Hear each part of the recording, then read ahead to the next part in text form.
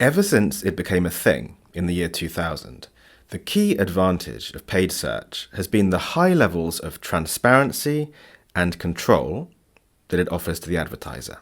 Transparency over how every dollar or pound has been spent, with information about every impression and click across multiple dimensions. What did the user search for each time? Where were they? What precise ad text did they see, etc.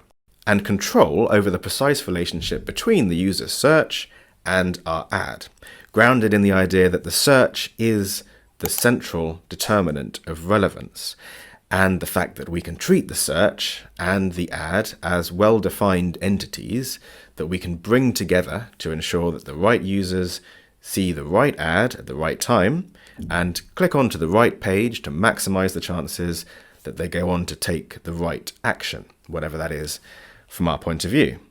This idea has been at the heart of what makes paid search work so well, and it's the simplest way to explain Google search ads as opposed to other marketing channels.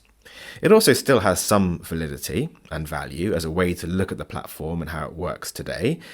But as you know, the story doesn't end there. Not for people who are serious about using paid search to its full potential today. Over the last few years, Google has changed the platform in ways that shift the emphasis away from that transparency and control towards a more automated, machine learning-based system with more limited inputs from the advertiser side and more limited insight into what happens in between those inputs and the output. So understanding Google Ads in terms of those well-defined, manipulable elements would be holding on to an outdated view of how it works. To use an overly grand analogy, it would be like holding on to a Newtonian view of physics, because that predictable, clockwork-like description of how things operate has been outmoded in some similar ways. And as with the changes to physics that have come since the days of Newton, the new picture of paid search looks quite similar on the surface, but it's much more complicated underneath. And we can no longer expect to understand how it works in its finer details. Yet it does open the door to new possibilities. Now that said, in both cases, operating on the basis of the simpler model still works a lot of the time. And structuring a Google Ads account on that basis can still work too, e.g. a very granular setup with strict separation by theme, lots of exact match keywords, etc. There is certainly more than one path to success in paid search.